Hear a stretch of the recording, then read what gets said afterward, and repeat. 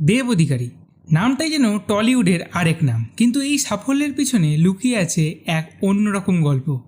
1982 সালের 25শে ডিসেম্বর মেছেদায় জন্ম।